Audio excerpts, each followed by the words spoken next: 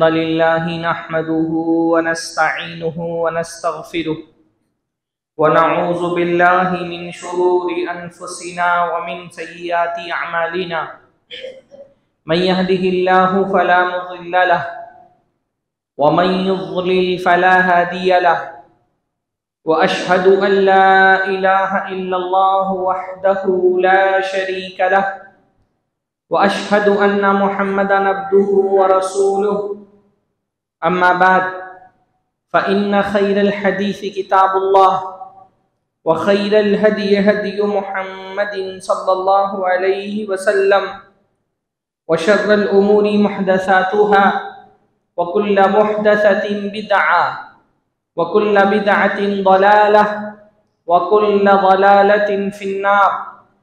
अऊज़ु बिल्लाहि स्समीइल अलीम मिनश शैतानिर रजीम मिन हम्ज़िही व नफ़्ख़िही व नफ़्सिही। बिस्मिल्लाहिर रहमानिर रहीम। इन्ना इद्दतश शुहूरि इंदल्लाहि इस्ना अशरा शहरन फ़ी किताबिल्लाहि यौमा खलक़स समावाति वल अर्द मिन्हा अर्बअतुन हुरुम। सबसे पहले हर तरह की हम्दो सना, तारीफ़ व तौसीफ़, बुज़ुर्गी और बरतरी, किबरियाई और बड़ाई अल्लाह रब्बुल इज़्ज़त के लिए लायक और ज़ेबा है, जो सारी कायनात का खालिक है, ज़मीनों आसमान का खालिक है, ज़मानो मकान का खालिक है।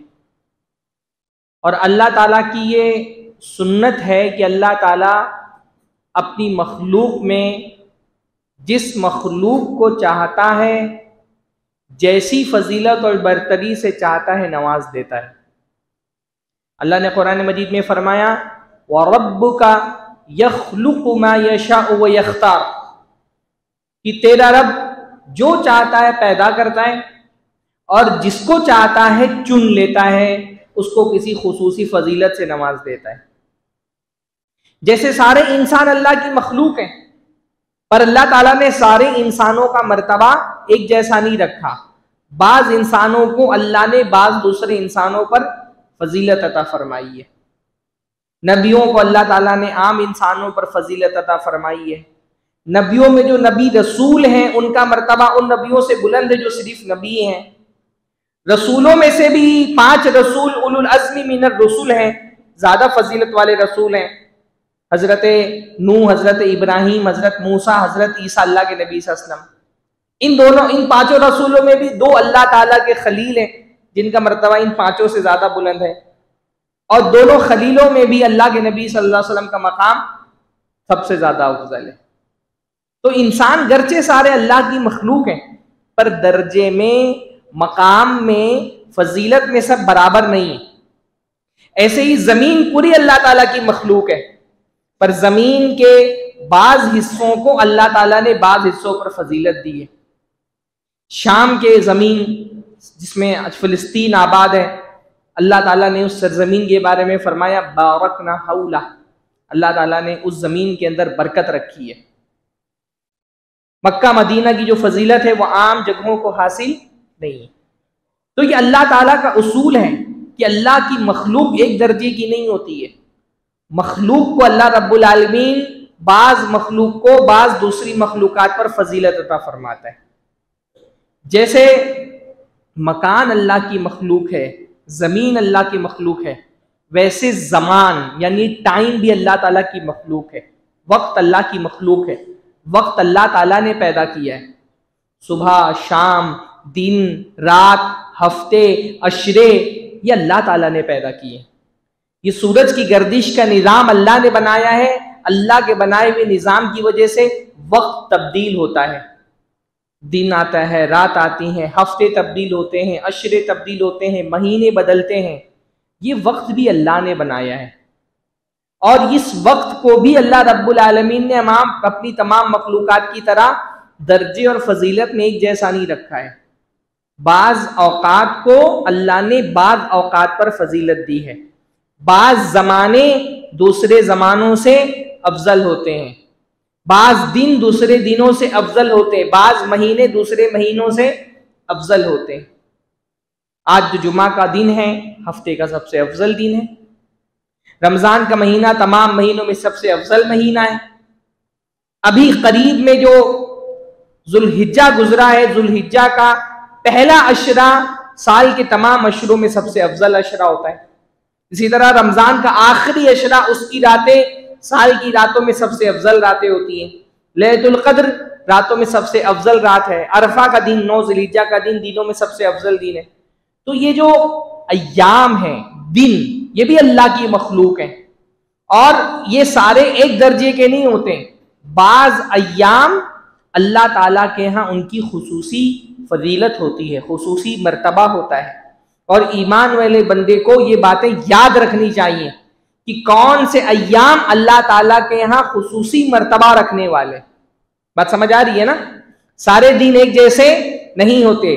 कुछ दिन अल्लाह ताला के महबूब होते हैं, कुछ दिनों की अल्लाह ताला के अजमत ज्यादा होती है। उन दिनों को ईमान वाले बंदों को याद रखना चाहिए। अल्लाह ने कुरान मजीद में सूरह तौबा में फरमाया, इन्ना इद्दतश्शुहूरी इंदल्लाही इस्ना अशरा शहरन फी किताबिल्लाह। अल्लाह ताला के यहाँ महीनों की गिनती 12 है। जब से अल्लाह ताला ने जमीन और आसमान पैदा किया है, अल्लाह ने अपनी किताब में लिख दिया है। ये जो महीनों की 12 महीने हम जोड़ते हैं, ये 12 महीने किसी मैथमेटिशियन ने इजाद नहीं किए, ये किसी इंसान की इजाद करदा नहीं है। अल्लाह रब्बुल आलमीन फरमा रहे, अल्लाह ने जब से जमीन और आसमान बनाए, अल्लाह ने तय कर दिया था कि महीने साल में कितने रहेंगे, 12 रहेंगे। महीनों की ये 12 की गिनती ये अल्लाह ताला ने लिख दी है। कब से? जब से अल्लाह ने जमीन और आसमान को बनाया है। और मिन्हा अर्बाअतुन हुरुम, और अल्लाह ने फरमाया इन 12 महीनों में 4 महीने हुर्मत वाले हैं। 4 महीने खुसूसी तौर पे ऐसे हैं जो हराम महीने हैं। अब आमतौर पे उर्दू में जब हम किसी चीज को कहते हैं हराम है, तो हमारे जहन में ये बात होती कि ये चीज बुरी है, इस वजह से अल्लाह ने इसको हराम किया। पर अरबी में जब कहा जाता है ना हराम, तो उसका एक माना ये होता है कि भाई हराम का मतलब ये है इसका एहतराम ज्यादा मतलूब है। बल्कि ये जो एहतराम का लफ्ज है ना, ये भी हारामीम से ही बना है, जिससे हराम बना है। तो अल्लाह के यहाँ महीनों की गिनती 12 है। उन 12 महीनों में 4 महीने ज्यादा एहतराम वाले हैं। अल्लाह ताला के यहाँ उनकी अजमत ज्यादा है। 4 हराम महीने हैं वो कौन से, कोई बताएगा? जुम्मा के खुतबे में सामे खतीब से बात कर सकता है, आपस में बात करना मना है। 4 हराम महीने कौन से? हाँ नहीं, रजब, हाँ रजब है, आखिरी के, हाँ आखिर के 2 और पहला महीना। माशाल्लाह। देखिए ये हराम महीने जो है ना, इनको याद रखने का एक बहुत बेहतरीन तरीका है। हाफिज इब्न कसीर रहमहुल्लाह ने बताया है कि इन हराम महीनों को अल्लाह ने क्यों हराम किया है। अगर इनके हराम करने की हिकमत जहन में रहे ना, तो इंशाअल्लाह ताला ये हराम महीने कौन कौन से हम नहीं भूलेंगे। पहले ये समझ लें कि हराम महीने के जो काम है, उसमें से एक काम यह है कि हराम महीने में मुसलमानों से ये कहा गया है कि वो जंग ना करें। आखिरी हद तक कोशिश ये करना है कि इन महीनों में अमन और अमान बरकरार रहे, जंगे ना हो। सिर्फ मुसलमान ही नहीं, अल्लाह के नबी की बेसत से पहले जो मुशरिकीन थे मक्का के, वो भी इन हराम महीनों में जंगे नहीं करते थे। हराम का एक मतलब है कि इसमें जंग करना हराम है, जंग नहीं करना चाहिए इसके अंदर। क्यों? देखिए, जुल्हिज्जा का महीना हराम है। जुल्हिज्जा जिसमें हज की इबादत अदा की जाती। इब्न कसीर रहमहुल्लाह ने फरमाया जुल्हिज्जा का महीना इसलिए हराम किया गया क्योंकि इस महीने में हज होता है। अब क्योंकि हज हो रहा है, अगर हज के सीजन में जंगें चल रही हों, अल्लाह के नबी सल्लल्लाहु अलैहि वसल्लम जिस माहौल में मबूस किए गए, कबाइली माहौल था, कबीले आपस में एक दूसरे से बहुत ज्यादा लड़ते थे, खून खराबा बहुत आम था। तो उस कल्चर में क्योंकि जंगें बहुत होती थी, इसलिए एक उसूल ये बना दिया गया जुल्हिज्जा के महीने में जंग नहीं करनी। क्यों? क्योंकि ये हज का महीना है। इस महीने में अगर जंग होगी तो हाजियों के लिए हज में परेशानी आएगी। इसलिए जुल्हिज्जा का महीना हराम किया गया। जुल्हिज्जा से पहले जुल्कादा का महीना हराम किया गया। जुल्कादा का महीना इसलिए हराम किया गया क्योंकि हाजी इस महीने में सफर करके हज करने के लिए मक्का आते हैं। अगर जंग जिदाल का माहौल होगा तो हाजियों के लिए रास्ता मुश्किल हो जाएगा, तो जुल्कादा का महीना हराम किया गया जो जुल्हिज्जा से पहले आता है। और जुल्हिज्जा के बाद कौन सा महीना आता है?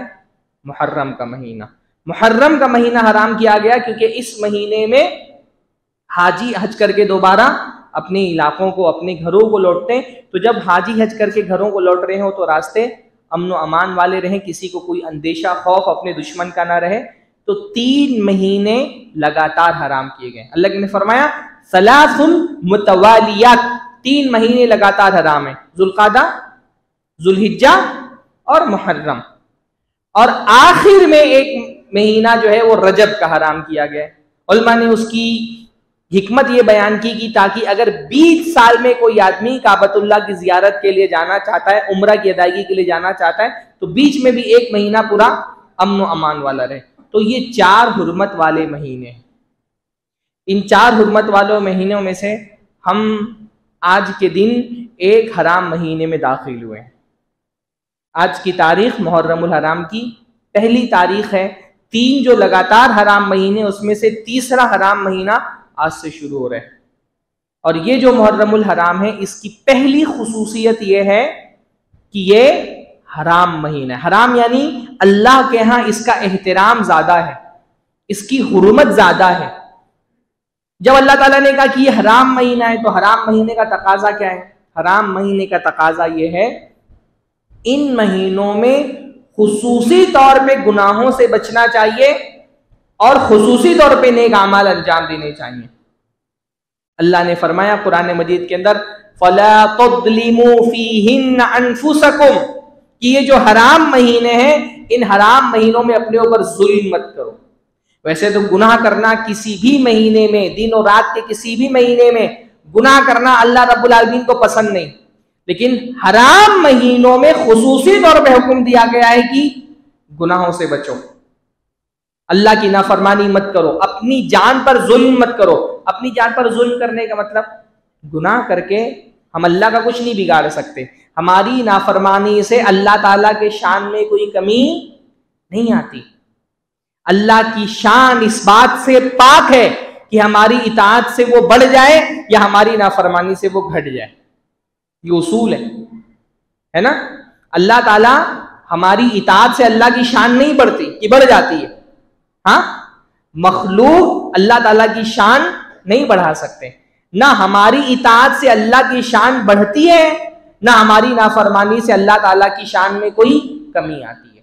अलबत्ता जब हम गुनाह करते, हम अल्लाह का नुकसान नहीं करते, हम किसका नुकसान करते हैं? हम खुद अपना नुकसान करते हैं। अल्लाह ने फरमाया फला तुज़लिमू फीहिन्न अनफुसकुम, इन हराम महीनों में अपनी जान पर जुल्म मत करो, मतलब अल्लाह की नाफरमानी मत करो।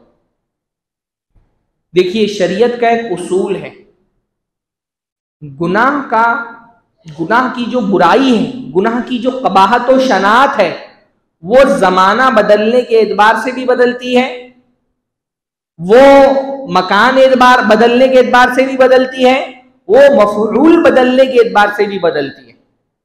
गुनाह एक ही है, लेकिन किसके साथ वो गुनाह किया जा रहा है, उससे वो गुनाह की बुराई कम और ज्यादा होती रहती है।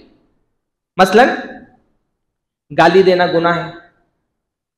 आप किसी अजनबी इंसान को गाली दें, आपको गुनाह मिलेगा। अगर अपने सगे बाप को गाली दे दो, उतना ही गुनाह मिलेगा जितना अजनबी आदमी को गुनाह मिलेगा गाली देने से, नहीं है ना।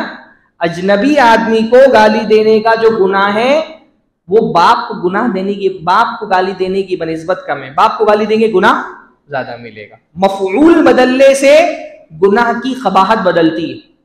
ऐसे ही मकान बदलने से भी, किस जगह पर आपने गुनाह किया है, जगह बदलने से भी गुनाह की कबाहत और बुराई कम ज्यादा होती है। आप गली में खड़े होकर के गाली दें, गुनाह मिलेगा। अगर मस्जिद में आकर के गाली दे रहे तो गुनाह बढ़ जाएगा, है ना। मकान बदलने से गुनाहों की कबाहत घटती बढ़ती है। ऐसे ही जमाना बदलने से भी गुनाहों की कबाहत घटती बढ़ती है। आम दिनों में आप कोई गुनाह का काम करेंगे तो गुनाह मिलेगा, लेकिन अगर इन हराम महीनों में कोई बुराई करेंगे तो गुनाह क्या होगा, और बढ़ जाएगा।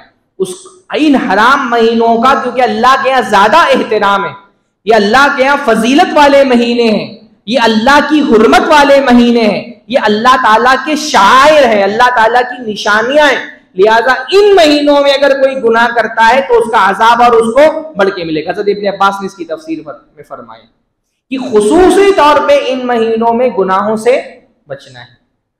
और यही मामला नेकियों का है, क्योंकि नेकियों का भी मामला यही होता है। भाई आप आम आदमी के साथ उसमें सुलूक करें, आपको सवाब मिलेगा। बाप के साथ उसमें सुलूक करेंगे, माँ के साथ उसमें सुलूक करेंगे, सवाब बढ़ जाएगा। आप आम मकाम पर, आम मस्जिद में नमाज पढ़ेंगे, आपको सवाब मिलेगा। लेकिन वही नमाज अगर आप मस्जिद हराम में पढ़ेंगे, मस्जिद नबी में पढ़ेंगे, सवाब और बढ़ जाएगा। ऐसे ही जमाना बदलने से नेकी का जो सवाब है वो घटता बढ़ता है। आम दिनों में नेकी करने पर सवाब मिलता है, पर मुहर्रमुल हराम में, जिलकादा में, जिलहिज्जा में, रजब में, क्योंकि ये हुर्मत वाले महीने हैं, इनमें आप कोई नेकी का काम करते हैं तो सवाब और बढ़ करके मिलेगा इंशाअल्लाह ताला। तो ये हराम महीनों का एक सिलसिला चल रहा है। मुहर्रमुल हराम इन हराम महीनों के सिलसिले का आखिरी महीना है। एक महीना आपके पास और बचा है। इन महीनों में खुसूसी तौर पे गुनाहों से बचना है और इन महीनों में खुसूसी तौर पे नेकियों की तरफ ज्यादा तवज्जो देनी, उमूमी तौर पे नेकियां, क्योंकि ये हराम महीना है तो कोई भी नेकी करेंगे इंशाअल्लाह उसका सवाब बढ़ा के मिलेगा, क्योंकि ये अल्लाह के शायर में से। और कुरान मजीद में अल्लाह ने फरमाया कि वमन युअज़्ज़िम शाइरल्लाहि फइन्नहा मिन तक़वल क़ुलूब, कि जो अल्लाह की साइंस की, अल्लाह के शायर का एहतराम करेगा तो ये दिल का तक़वा है। पहला मुहर्रमुल हराम की पहली खुसूसियत क्या है? ये हराम महीना है, इसमें खुसूसी तौर पे नेकियां करनी है और खुसूसी तौर पे गुनाहों से ज्यादा बचने की कोशिश करनी है। दूसरा, इस मुहर्रमुल हराम के महीने की खुसूसी फजीलत यह है कि आम नेकियां तो आपको करनी है, खुसूसी तौर पे रोजा रखने की कोशिश करनी पूरे महीने में। अल्लाह के नबी ने फरमाया कि अफ़ज़लुस सियामी बादा रमज़ान शहरुल्लाहिल मुहर्रम, कि रमजान के बाद रोजों में सबसे अफजल रोजे अल्लाह के महीने रमजान, शहर मुहर्रम के रोजे। रमजान के बाद सबसे अफजल रोजे अल्लाह के महीने मुहर्रम के रोजे। सब भाई रमजान का रोजे तो जाहिर सी बात है वो फर्ज रोजे, सबसे अफजल रोजे तो फर्ज रोजे जो हम रमजान में रखते हैं। रमजान खत्म होने के बाद अगर नफली रोजे किसी को रखना है तो नफली रोजे रखने के लिए सबसे बेहतरीन महीना कौन सा है? मुहर्रम का महीना। अल्लाह के नबी ने फरमाया रमजान के बाद सबसे अफजल रोजे मुहर्रम के रोजे। मुहर्रम जो अल्लाह का महीना है, तो खुसूसी तौर पे इस महीने में नफली रोजे, अगर अल्लाह ताला ने आपको तौफीक दी है तो नफली रोजे रखने की कोशिश करें। देखिए वो हदीस आम तौर पे हम रमजान में सुनते हैं कि अल्लाह ताला ने जन्नत में खुसूसी दरवाज़ा बनाया हुआ है रोज़ेदार बंदों के लिए। क्या नाम है उस दरवाजे का? बाबुर रैयान। उलमा ने बाकायदा उस हदीस की तशरीह में लिखा है कि जो रोजेदारों के लिए दरवाजा है, इससे इन रोजेदारों से कौन रोजेदार मुराद है? फर्ज रोजा रखने वाले मुराद नहीं है। फर्ज रोजा तो तमाम मुसलमान रखते हैं। रोजेदार से मुराद ये है ऐसे लोग जो बकसरत नफिल रोजा रखते हैं। इसलिए अगर आप ये चाहते हैं कि आपको बाबुर रैयान में दाखिला मिले तो आपको कोशिश करना चाहिए कि फर्ज रोजों के अलावा भी कसरत से रोजे रखें। और फर्ज रोजों के अलावा अगर आप नफली रोजा रखना चाहते हैं, अलग अलग उसके औकात हैं। आप अय्याम 20 के रोजे रख सकते हैं, हफ्ते में 3 दिन। आप सोमवार के रोजे रख सकते हैं, जुमेरात के रोजे रख सकते हैं, और खुसूसी तौर पे मुहर्रम के रोजे रख। मुहर्रम में नफली रोजा रखने का सवाब बहुत ज्यादा है। इसलिए बाज़ उलमा ने तो यहां तक कहा है कि पूरा मुहर्रम रोजा रख लेना चाहिए। लेकिन कुछ दूसरे उलमा ने अल्लाह के नबी सल्लल्लाहु अलैहि वसल्लम की सुन्नत को सामने रखते हुए कहा क्योंकि अल्लाह के नबी रमजान के अलावा किसी भी महीने में पूरे रोजे नहीं रखते थे, तो पूरा महीना तो रोजा नहीं रखना चाहिए, लेकिन कोशिश करनी चाहिए कि मुहर्रमुल हराम का ये महीना बकसरत रोजों से गुजरे। ये दूसरी खुसूसियत हो गई। पहली खुसूसियत क्या है कि ये हराम महीना है। दूसरी खुसूसियत यह है कि ये इसके रोजे अल्लाह ताला को महबूब है, नफली रोजे इसमें ज्यादा सवाब मिलता है। मुहर्रमुल हराम की तीसरी खुसूसियत यह है कि सारे महीनों में सिर्फ मुहर्रम का महीना है जिसको अल्लाह का महीना कहा गया हदीस के अंदर। अल्लाह का महीना, सारे महीने अल्लाह ही के हैं, लेकिन अल्लाह ताला कभी किसी चीज से बहुत मोहब्बत करता है तो उसको अपनी तरफ मंसूब कर लेता है। जैसे भाई सारे घर अल्लाह के हैं पर काबा को खुसूसी तौर पे अल्लाह ने बैतुल्लाह कहा, सारी रूहें अल्लाह की हैं पर अल्लाह रब्बुल आलमीन ने खुसूसी तौर पे हजरत ईसा को रूहुल्लाह कहा, सब जो है ना वो सारी ऊँटनी अल्लाह की हैं पर हजरत सालेह की ऊँटनी को खुसूसी तौर पे अल्लाह ने नाक़तुल्लाह कहा, अल्लाह की ऊँटनी। तो अल्लाह ताला जब किसी चीज से मोहब्बत करता है तो उसको अपनी तरफ मंसूब कर लेता है। सारे महीने अल्लाह के, जुल्क़ादा, जुल्हिज्जा, मुहर्रम, शाबान, रमजान, सारे महीने अल्लाह के, पर किसी महीने को ये फजीलत हासिल नहीं कि उसको शहरुल्लाह कहा गया हो, अल्लाह का महीना। सिर्फ मुहर्रम का महीना एक ऐसा महीना है जिसको अल्लाह के रसूल ने फरमाया शहरुल्लाहिल मुहर्रम, अल्लाह का महीना मुहर्रम। ये खुसूसी फजीलत है उसकी, हाँ, कि अल्लाह ताला की तरफ उसको मंसूब किया गया है। तो ये मुहर्रम की तीसरी खुसूसियत है। मुहर्रम की चौथी खुसूसियत यह है कि मुहर्रम का महीना जो हमारा हिजरी कैलेंडर है, हिजरी कैलेंडर हमारा दीनी कैलेंडर है, हमारा इस्लामी कैलेंडर है, हमारे दीन के अहकाम इस कैलेंडर से जुड़े हुए हैं। इस कैलेंडर का आगाज मुहर्रम के महीने से होता है, ये भी खुसूसी फजीलत है। मुहर्रमुल हराम वो महीना है जिससे हमारे कैलेंडर का आगाज होता है। देखिए मुसलमान जो है ना वो अल्लाह ताला की एक कौम है, हर कौम की खुसूसियात होती हैं। हमारी कौमी खुसूसियात में से खुसूसियत ये भी है कि हमारा अपना खुद का कैलेंडर है। अल्हम्दुलिल्लाह हमारा कैलेंडर खुद का है, हमको किसी दूसरे के कैलेंडर पे डिपेंड नहीं होना है। हम एक नेशन है, एक कौम है, और एक कौम होने की हैसियत से जैसे हर कौम का एक कैलेंडर होता है, हमारा भी एक कैलेंडर है। अल्लाह के नबी सल्लल्लाहु अलैहि वसल्लम के ज़माने में महीने तो जाहिर सी बात है ये थे, ये जो हमारी तारीख़ है मुहर्रम, सफ़र, रबीउल अव्वल, ये तो अल्लाह के नबी सल्लल्लाहु अलैहि वसल्लम के दौर में भी मौजूद थी।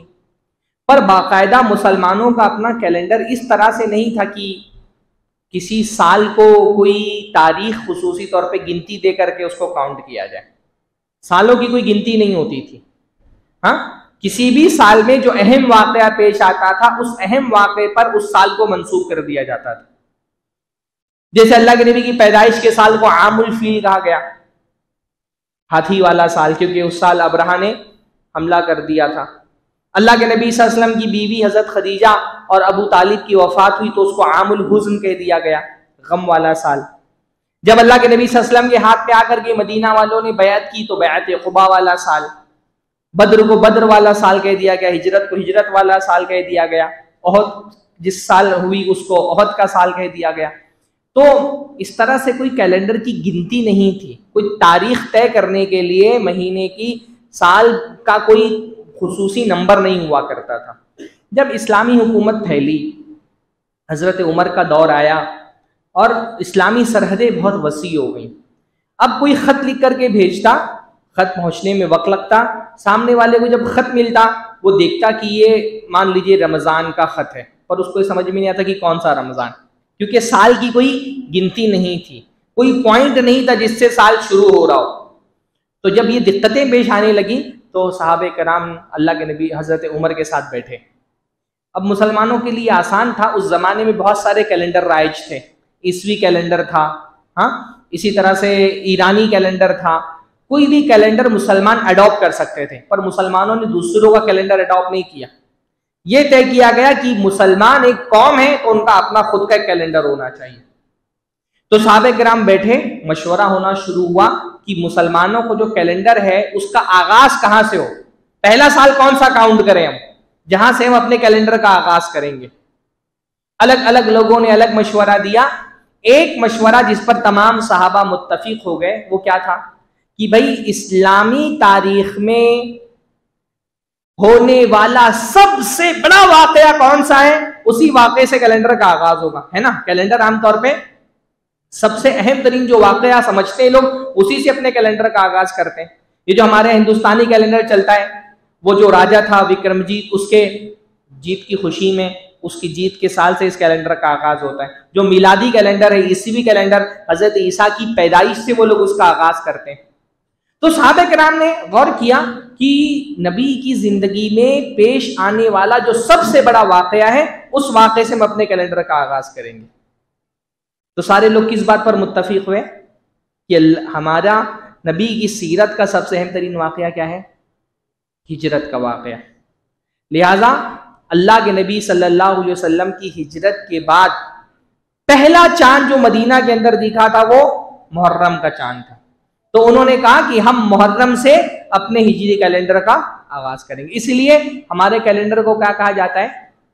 हिजरी कैलेंडर, है ना, क्योंकि इसका आगाज अल्लाह के नबी की हिजरत से होता है। हिजरत के बाद का जो पहला साल है उसको हमारे कैलेंडर का पहला साल माना जाता है। तो ये जो हमारा हिजरी कैलेंडर है, इस हिजरी कैलेंडर का आगाज अल्लाह के नबी सल्लल्लाहु अलैहि वसल्लम की हिजरत से हुआ। और यही हमारे दीन की सोच का नुमाइंदा है कि हमारे दीन की सोच क्या है। आमतौर पे आप देखें, लोग अपने कैलेंडर का आगाज किसी खुशी के मौके से करते हैं कि फला बादशाह की ताजपोशी हुई थी या फला आदमी पैदा हुआ था। नहीं, हमारा दीन स्ट्रगल वाला दीन है। हिजरत क्या थी? अल्लाह के नबी के स्ट्रगल की इंतहा थी कि एक नबी दावत दे करके और उसने इत्माम हुज्जत कर दिया है, अब कौम वाले उसकी जान के पीछे पड़ गए। तो अब वो क्या कर रहा है? उसने ये फैसला किया कि मैं अपना वतन छोड़ करके जाऊंगा। बड़ी मुश्किलों से कुर्बानियां दे करके, मसाइब और आलाम झेल करके अल्लाह के नबी ने हिजरत की। और साहबे कराम को ये समझ में आया कि नबी की जिंदगी का, हालांकि अल्लाह के नबी की पैदाइश से भी आगाज कर सकते थे कैलेंडर का, पर सहाबा ने यह समझा कि असल अल्लाह के नबी सल्लल्लाहु अलैहि वसल्लम की जिंदगी का जो सबसे अहम तरीन वाकया था वो हिजरत का वाकया। मक्का में इस्लाम मगलूब था, हिजरत के बाद मदीना में गालिब हो गया। मुसलमान मजलूम थे, हिजरत के बाद उन्होंने राहत की सांस ली। हिजरत इस्लाम की फतेह का आगाज था। तो ये मुहर्रमुल हराम की खुसूसियत ये भी है। इसलिए मुसलमानों को चाहिए कि अपने इस कैलेंडर को इज्जत दें। ये हमारे लिए बहुत अफसोस की बात है कि हम अपने कैलेंडर को इज्जत नहीं देते। इज्जत नहीं देते का मतलब क्या है? भाई अपने कैलेंडर के बारे में पता ही नहीं है। बहुत कम मुसलमान ऐसे होंगे, इंशाल्लाह माशाल्लाह यहाँ तो दीनदार लोग हैं, यहाँ तो उम्मीद करता हूँ कि वो सूरत हाल नहीं होगी, लेकिन बहुत कम मुसलमान ऐसे हैं जिनको 12 जो हिजरी कैलेंडर के 12 महीनों के नाम भी पता हो। आप कभी जो सोशल एक्सपेरिमेंट होता है ना, कभी आप खास तौर पे नौजवानों में करके देखें, आपको मतलब 60, 70, 80% मुसलमान ऐसे मिलेंगे जो आपको 12 महीनों के नाम भी नहीं गिना पाएंगे कि 12 महीने कौन से। बल्कि मैं चैलेंज से बोलता हूं कि यहाँ बैठे हुए बहुत सारे लोगों को ये भी नहीं पता होगा कि ये कौन सा साल शुरू हुआ है। हाँ, 1447 माशाल्लाह। बहुत सारे लोगों को ये भी नहीं पता रहता कौन सा साल शुरू हुआ है, महीना तो दूर की बात। हम अपने कैलेंडर को इज्जत नहीं देते। अब मैं ये देख रहा हूं, पहले कम से कम ये होता था कि रमजान में, ईद के मौके पर, ईद उल अजहा के मौके पे लोग खड़े होते थे छतों पे जा करके, सड़कों पे खड़े होकर के चांद देखते थे। अब चांद देखने का भी रिवाज नहीं रह गया।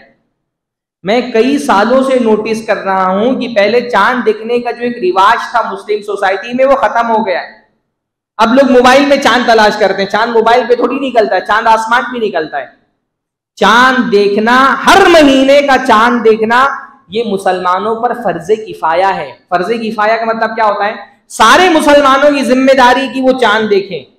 चंद लोग वो जिम्मेदारी अदा कर देंगे तो दूसरे मुसलमान गुनहगार नहीं होंगे। अगर कोई भी वो जिम्मेदारी अदा नहीं करेगा, सारे मुसलमान गुनहगार हो जाएंगे। अल्लाह के नबी के जमाने में हर महीने में, सिर्फ रमजान में नहीं, सिर्फ ईद उल अजहा के मौके पर और ईद उल फित्र के मौके पर नहीं, हर महीने चांद देखा जाता था। हजरत अब्दुल्लाह इब्न अब्बास फरमाते, तरा अन्नास वल हिलाला, लोगों ने चांद देखने की कोशिश की, एक दूसरे को पूछा चांद के बारे में, चांद नहीं दिखाई दिया किसी को, मुझे दिखाई दिया। मैंने जाकर के अल्लाह के नबी सल्लल्लाहु अलैहि वसल्लम से कहा, अल्लाह के नबी ने मेरी गवाही कबूल करके लोगों को रोजा रखने का हुक्म दिया। चांद देखिए, चांद देखने की दुआ याद करिए भाई। चांद देखने की दुआ पढ़ना अल्लाह के नबी की सुन्नत है। जब आप चांद देखेंगे तब तो वो सुन्नत पे अमल होगा। वो मौके पर चांद देखते नहीं है और उसके बाद जो है ना इख्तिलाफ होता है तो उल्मा को गालियां देते हैं। चांद देखना उल्मा का काम नहीं है, चांद देखना पूरी उम्मत का काम है। चांद देखिए, अपने कैलेंडर को इज्जत दीजिए। जो हमारा कैलेंडर है ना, ये सिर्फ हमारी सकाफत और हमारे कल्चर का हिस्सा नहीं है, हमारा दीन इससे जुड़ा हुआ है भाई। सारी इबादतें, रमजान के रोजे, ईद उल अजहा, ईद उल फित्र, आशूरा का रोजा, ये तो जुड़े हुए इससे। बहुत सारे फिक़ही मसाइल भी इससे जुड़े हुए हैं। मसला अभी मेरे पास एक मसला आया, एक साहब कहने लगे जनवरी की फला तारीख को मेरे बहनोई की वफात हुई थी, अब मेरे बहन जो है उस तारीख से इद्दत में है, तो कब तक उसको इद्दत गुजारनी है। मैंने उनको समझाया कि औरत की इद्दत 4 महीना 10 दिन की है, पर ये 4 महीने कौन से? मिलादी ईसवी 4 महीने नहीं, बल्कि 4 महीने हिजरी कैलेंडर के। तो अगर किसी के शौहर की वफात हुई है तो उस तारीख को देखना पड़ेगा कि ये हिजरी कैलेंडर की कौन सी तारीख है, और उस हिजरी कैलेंडर को फॉलो करके उसको 4 महीने 10 दिन गुजारने पड़ेंगे। तो बहुत सारे दीन के हकाम हमारे कैलेंडर से जुड़े हुए हैं, हम इज्जत ही नहीं देते अपने कैलेंडर को। तारीख इसलिए कम अज कम शहर के सतह पर, जिला की सतह पर एक टीम होनी चाहिए जिसकी जिम्मेदारी दी जाए कि भाई हर महीने आप 29 तारीख को जाकर के चांद देखो। लोगों को बेसिक मालूमात, मतलब मैं सूबाई जमीयत अहले हदीस मुंबई में कई सालों तक दाई था, तो चांद का ऐलान निकालना मेरी जिम्मेदारी थी। बहुत मरतबा ऐसा हुआ ना 29 का चांद नहीं दिखा, तो लोग 30 तारीख को फोन करके पूछते थे शेख आज चांद दिखा कि नहीं दिखा। इतनी बेसिक मालूमात लोगों को नहीं है कि अगर 29 का चांद नहीं दिखा तो फिर महीना 30 का होगा, फिर चांद दिखे या ना दिखे, 31 नहीं आता है। मतलब लोगों को यह नहीं पता कि हिजरी महीनों में 31 तारीख नहीं होती है, या तो 29 होगी या तो 30 होगी, इतना भी नहीं पता है लोगों को। तो जमीनी सतह पर लोगों को अपने कैलेंडर के बारे में कोई मालूमात नहीं है। मुहर्रम के इस महीने में खुसूसी तौर पर यह ताकीद इसलिए मैं करता हूं कि भाई चांद देखो, अपने कैलेंडर को समझो, अपने कैलेंडर को याद रखो, कौन सा महीना चल रहा है, कौन सी तारीख चल रही है, ये जहन में होना चाहिए। चांद देखने का मिजाज होना चाहिए। माशाल्लाह अब पिछले कुछ सालों से थोड़ा सा एक बेदारी आई है और मुख्तलिफ लोग अब हर महीने माशाल्लाह चांद का ऐलान भी निकालते हैं। जिली सतह पर, सूबाई सतह पर इसकी खुसूसी तौर पर इसका एहतमाम होना चाहिए। मुहर्रमुल हराम की 4 खुसूसियत हो गई। 5वीं खुसूसियत मुहर्रमुल हराम की यह है कि मुहर्रमुल हराम की जो 10वीं तारीख है उसका अपना खुसूसी मकाम है। इस 10वीं तारीख को आशूरा कहा जाता है। आशूरा अश्र से बना है, अश्र का मतलब होता है 10, आशूरा मतलब मुहर्रम की 10वीं तारीख। ये खुसूसी तारीख है, ये वो तारीख है जिस तारीख में दुनिया का तागूत आज़म हलाक हुआ था और हजरत मूसा अलैहिस्सलाम को उस पर फतेह मिली थी। दुनिया का सबसे बड़ा तागूत फिरौन गरकाब हुआ था और हजरत मूसा को उस पर फतेह मिली थी। तो 10 मुहर्रम की तारीख खुशी की तारीख, हजरत मूसा की खुशी पर खुश होने की तारीख है। इसलिए अल्लाह के नबी सल्लल्लाहु अलैहि वसल्लम जब मदीना में आए और अल्लाह के नबी ने देखा, हालांकि मदीना में आने से पहले अल्लाह के नबी सल्लल्लाहु अलैहि वसल्लम, बल्कि इस पूरे मामले से पहले भी अल्लाह के रसूल और मुसलमान आशूरा के दिन, जब तक रमज़ान के रोज़े फ़र्ज नहीं हुए थे, आशूरा का रोज़ा रखना फ़र्ज था। हत्ता कि मक्का के मुशरिकीन भी आशूरा का रोज़ा रखते थे। फिर जब रमज़ान का रोज़ा फ़र्ज कर दिया गया तो आशूरा का रोज़े की फ़र्जियत ख़त्म कर दी गई। फिर 10 मुहर्रमुल हराम की रोज़े की फ़र्जियत नहीं रखी गई। अल्लाह के नबी के बाद सहाबा ने बताया कि आशूरा के दिन यहूदी रोज़ा रखते हैं, तो अल्लाह के नबी सल्लल्लाहु अलैहि वसल्लम ने यहूदियों से पूछवाया कि इस दिन तुम रोज़ा क्यों रखते हो? तो कहा हज़रत मूसा अलैहिस्सलाम की फ़तेह की खुशी में। आशूरा का दिन वो दिन है जब हज़रत मूसा को फ़िरौन पर फ़तेह मिली थी। तो अल्लाह ने फरमाया नहनु अहक्कु बि मूसा, मूसा की फ़तेह पर खुशी का हक बनाने का हक, खुशी मनाने का हक हमको यहूदियों से ज़्यादा है। और अल्लाह के रसूल सल्लल्लाहु अलैहि वसल्लम ने मुसलमानों को हुक्म दिया कि वह आशूरा के दिन रोज़ा रखें। अल्लाह के नबी ने खुसूसी फजीलत बयान फरमाई कि आशूरा का रोज़ा 1 साल के गुनाहों का कफ़ारा होता है। आशूरा का रोजा अगर आपने रखा, 10 मुहर्रम का रोजा अगर आपने रखा और वो रोजा अल्लाह ने कबूल कर लिया, यानी कि रख लिया तो सोचो कि अब तो हमारे गुनाह माफ हो गए। अगर अल्लाह के यहाँ वो रोजा कबूल हो गया तो 1 साल के सगीरा गुनाह इंशाअल्लाह ताला आपके माफ हो जाएंगे। जो पिछले गुजरे हुए 1 साल है, उस 1 साल के, क्योंकि कबीरा गुनाह जब तक के तौबा ना करो तब तक माफ नहीं होते। कबीरा गुनाहों के लिए तौबा जरूरी है। सगीरा गुनाहों का ऐसा मसला है कि सगीरा गुनाह हमसे इतने ज्यादा होते हैं कि हमको याद भी नहीं रहते।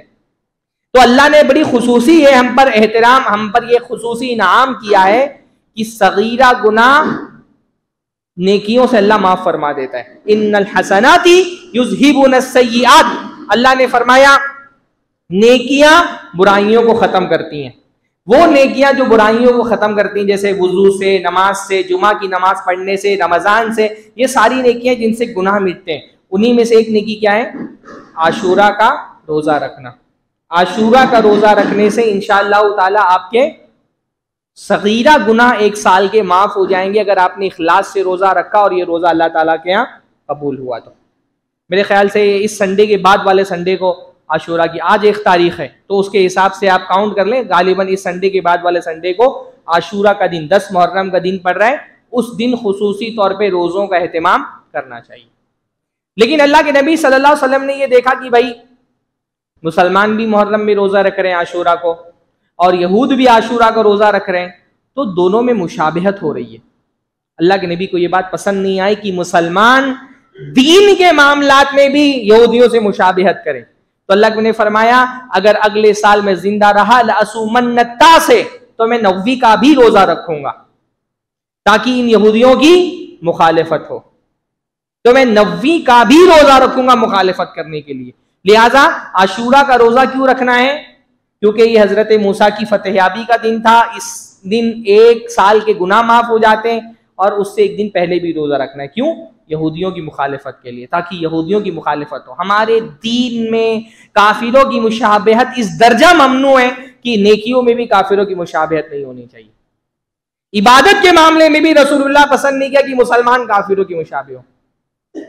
और आशूरा के दिन आप बाहर निकल के देखें, सड़कों पे, मैदानों में, बेदीनी में, अल्लाह की नाफरमानी में काफिरों की मुशाबहत हो रही होती है। ढोल बज रहे हैं, लोग नाच रहे हैं, मातम कर रहे हैं, नोहाजनी कर रहे हैं। हाँ, बेदीनी में काफिरों की मुशाबहत हो रही है। ये आशूरा का जो दिन है, 10 मुहर्रम का दिन, ये मातम का दिन नहीं है, ना ये खिचड़े खिलाने और शरबत पिलाने का दिन है। ये उम्मत अपने दीन से कितना दूर हो गई है। जो दिन रोजा रखने का दिन है, उस दिन खुसूसी तौर पे क्या हो रहा है? खिचड़े खिलाए जा रहे हैं, शरबत बांटे जा रहे हैं। जिस दिन को अल्लाह के रसूल सल्लल्लाहु अलैहि वसल्लम ने रोजा रख करके गुजारा, क्या हो रहा है भाई? जिस दिन को अल्लाह के नबी सल्लल्लाहु अलैहि वसल्लम ने खुसूसी तौर पे रोजा रख करके गुजारा, हमारी कौम उस दिन खुसूसी तौर पे खिचड़े खा रही है, शरबत बांट रही है। ये रोजा रखने का दिन है और ये खुशी का दिन है, ये मातम का दिन नहीं है। अल्लाह के नबी सल्लल्लाहु अलैहि वसल्लम ने फरमाया नानु अहक्कु बि मूसा को फतेह मिली थी, उस फतेह की खुशी में आशूरा का रोजा रखा जाता है। ये मातम का दिन नहीं है। हमारे दीन में मातम का सिरे से कोई तसव्वुर ही नहीं है। हमारा दीन मातम वाला दीन है ही नहीं। हाँ भाई, एक होता है गम करना, किसी चीज का गम होना।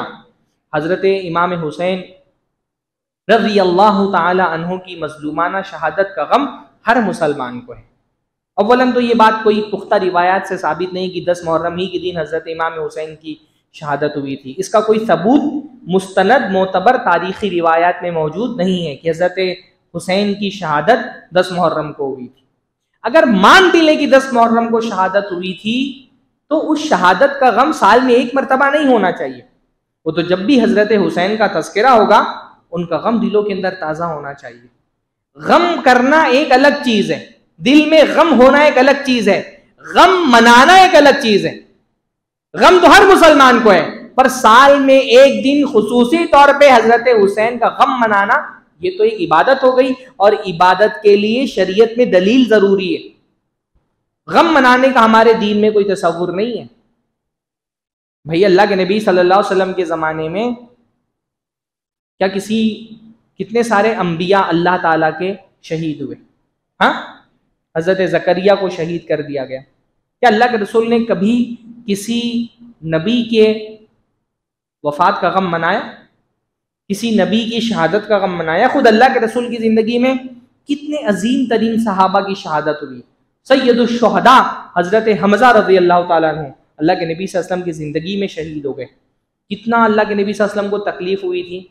हाँ, अल्लाह के रसूल सल्लल्लाहु अलैहि वसल्लम ने ख्वाब देखा था बाकायदा कि मेरी तलवार टूट गई आगे से, और उसकी ताबीर ये थी कि हज़रत हमज़ा की वफ़ात हुई। हज़रत हमज़ा की वफ़ात मज़लूमाना शहादत थी। हत्ता कि अल्लाह के नबी सल्लल्लाहु अलैहि वसल्लम को इतनी तकलीफ थी कि अल्लाह के नबी सल्लल्लाहु अलैहि वसल्लम ने मना किया था कि सफ़िया को उनकी लाश न दिखाई जाए, मुसला कर दिया गया था उनकी लाश को। अल्लाह के नबी को तकलीफ थी। लेकिन क्या अगर इस्लाम में गम मनाने का कोई कॉन्सेप्ट होता तो अल्लाह के रसूल हर साल हज़रत हमज़ा का मातम मनाते? उनकी शहादत से मजलूमाना शहादत किसकी थी? हज़रत साद की शहादत हुई। अल्लाह ने फरमाया साद की मौत से अल्लाह ताला का अर्श हिल गया। इतना गम का मौका था, लेकिन अल्लाह के नबी ने क्या हर साल हज़रत साद की शहादत में मातम मनाया? नोहे किए, जुलूस निकाले, कमाजनी की, तू छुरियों और तलवारों से अपने जिस्म को जख्मी किया?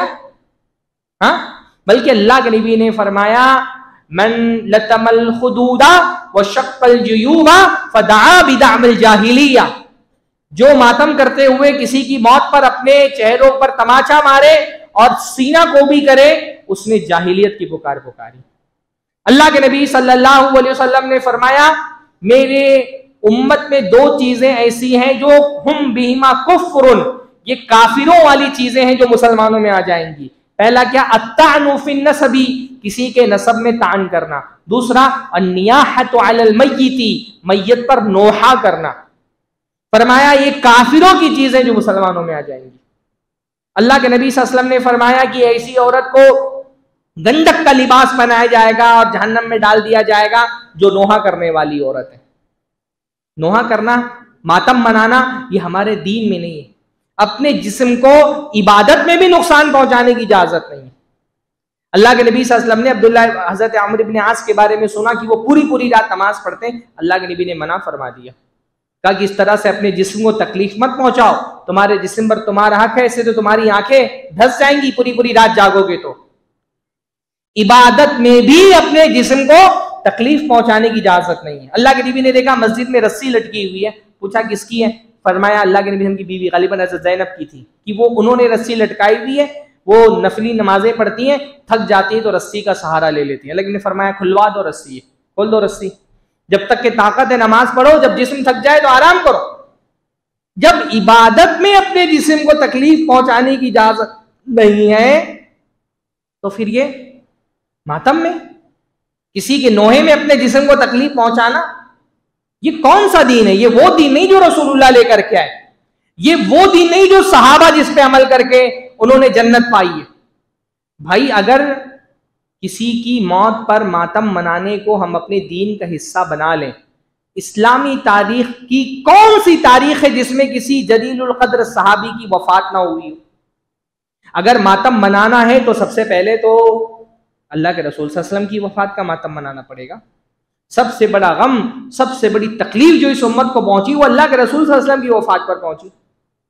अल्लाह के रसूल की वफात के बाद बहुत बड़ा सानिया हजरत उमर रज़ियल्लाहु अन्हु की शहादत का था। वो तो दरवाजा था जिसने उम्मत को फितरों से रोक करके रखा था, जिसको तोड़ दिया गया। क्या आपने देखा हजरत उमर की वफात के बाद अगर मातम मनाना हमारे दीन में होता तो सारे सहाबा सबसे पहले हजरत उमर का मातम मनाते। हक था कि उनका मातम मनाया जाता, अगर मातम मनाना हक होता तो।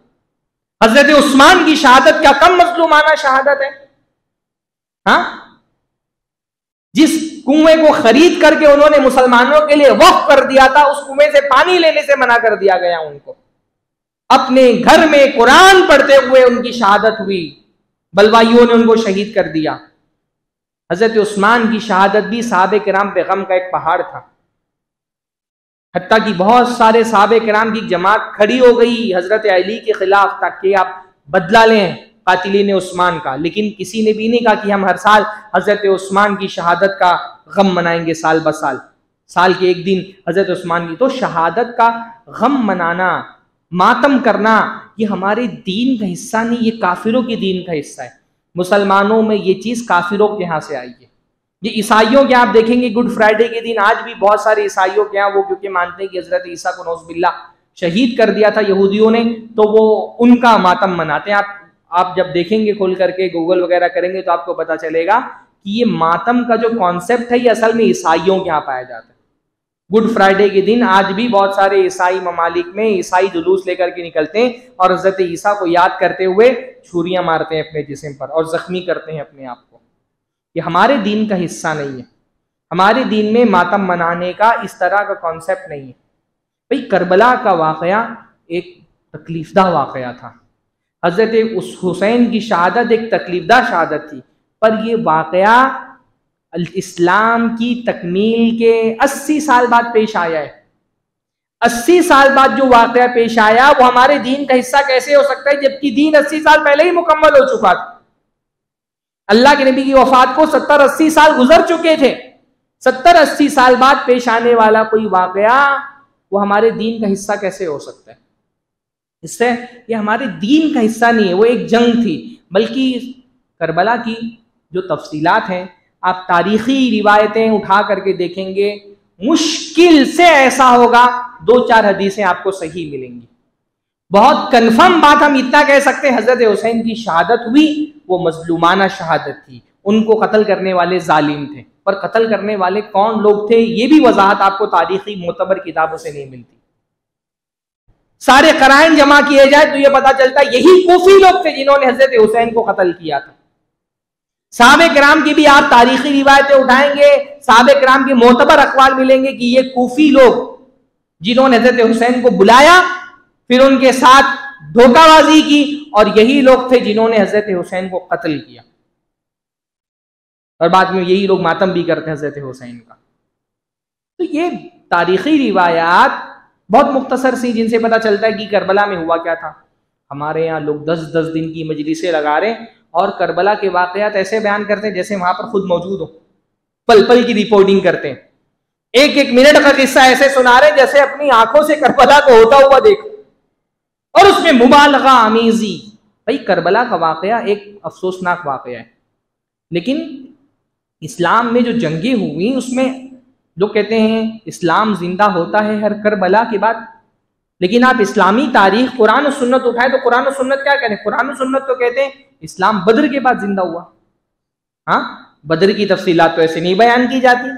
करबला के लिए 10 दिन पूरे रखे गए, बद्र का वाकया कौन बयान करेगा? उहद का वाकया, खंदक, सुलह हुदैबिया, फतह मक्का, गज़वे तबूक, गज़वे हुनैन, ये अल्लाह के नबी की जंगें हैं। अगर लोगों के सामने जंगों के वाकयात बयान ही करने तो गैर मोतबर रिवायात उठा करके करबला के वाकयात सुनाने के बजाय मोतबर रिवायात से, बल्कि कुरानी आयतों से जिन जंगों को अल्लाह रब्बुल आलमीन ने अजीम तरीन जंगे करार दिया उनके वाकयात बयान करिए ना। बद्र के बारे में अल्लाह ने क्या फरमाया? यौमुल फुरकान यौमल तकल जमान, ये फुरकान का दिन था, बद्र का दिन, जब हक व बातिल में फर्क हो गया। बद्र को सुनाइए। इस्लाम बद्र के बाद जिंदा हुआ, उहद के बाद जिंदा हुआ। अगर अपने बच्चों को जंगों के वाकयात सुनाना है ना, नबी सल्लल्लाहु अलैहि वसल्लम की जंगों के वाकयात सुनाइए। हजरत अली रजी अल्लाह तआला अन्हु के पोते हैं इमाम ज़ैनुल आबदीन अली इब्न हसन इब्न अली, वो कहते हैं कुन्ना नुअल्लिमुल मगाज़ी वस्सराया सिब्यानना कमा नुअल्लिमुल कुरान। हम अल्लाह के नबी की जंगें और अल्लाह के नबी के गज़वात अपने बच्चों को ऐसे सुनाते थे जैसे कुरान याद कराते हैं। करबला के वाकयात नहीं सुनाए जाते। हजरत हुसैन के बेटे वो करबला के वाकयात नहीं सुनाते थे अपने बच्चों को, वो नबी की जंगों के वाकयात सुनाते थे। हजरत मोहम्मद बिन साद इब्न अबी वक़ास वो फरमाते कि मेरे वालिद कहा करते थे, मेरे बच्चे अल्लाह के नबी की इन जंगों को याद करके रखो। हादिही महासिरु आबाइकुम फला तुज़य्युहा, ये तुम्हारे बाप दादों के कारनामे, इनको मत भूलो। तो अगर जंगों के वाकयात सुनाना है तो इन जंगों के वाकयात सुनाइए जिनका जिक्र कुरान मजीद में आया है। बद्र का जिक्र कुरान मजीद के अंदर सूरतुल अनफाल में आया है। उहद का जिक्र सूरह आले इमरान में आया है, ग़ज़वे खंदक का जिक्र सूरह अहज़ाब में आया है, सुलह हुदैबिया का जिक्र सूरतुल फतह में आया है, फतह मक्का का जिक्र सूरह तौबा में आया है। ये कुरानी जंगें हैं जिन पर अल्लाह ने आसमान से आयतें उतारी हैं। अगर अपने बच्चों को, अवाम को जंगों के वाक़यात सुनाना है तो इन मोतबर मसादिर से अल्लाह के नबी की जंगों के वाक़यात सुनाने चाहिए। ये वो जंगें थी जिनसे इस्लाम को गलबा मिला, जिसमें सहाबे किराम ने अपनी शहादतें पेश की, खुद बनफ्स नफीस अल्लाह के रसूल इन जंगों में शरीक हुए। मुसलमानों में ये करबला के वाक़यात बयान करने का मिजाज खास तौर पर सुन्नी मुसलमानों में शियों से आया। ये शियों का दीन था जो मुसलमानों ने, उनसे बाद मुसलमान तबकों ने, अब इसलिए आप देखेंगे अहले सुन्नत में एक बिदती तबका ही है जो शियों की देखा देखी इन जंगों के वाक़यात सुनाता है, वरना सुन्नियों के यहाँ तो ये कभी भी मामूल नहीं रहा कि 10-10 दिन स्टेज लगा करके करबला के वाक़यात सुनाए जाए। बहरहाल मातम करना और करबला के वाक़यात सुनाना ना ये हमारे दीन का हिस्सा है, ना ये कोई सवाब का काम है। ये जो आशूरा का दिन है ये खुशी का दिन है। इस दिन इंशाअल्लाह ताला आपको रोज़ा रखना है, उससे एक दिन पहले रोज़ा रखना है। मुहर्रमुल हराम ये हुर्मत वाला महीना है, इसका एहतराम करना है, इसमें खुसूसी तौर पे नेकियां करनी है, खुसूसी तौर पे गुनाहों से बचना है और कसरत से नफली रोज़ा रखने की कोशिश करनी है। अल्लाह ताला से दुआ है अल्लाह ताला इस महीने की जो तकाज़े हैं उनको निभाने की हमको तौफीक नसीब फरमाएँ और हर तरह की बिदअतों से अपने आप को बचा करके रखने की तौफीक नसीब फरमाएँ।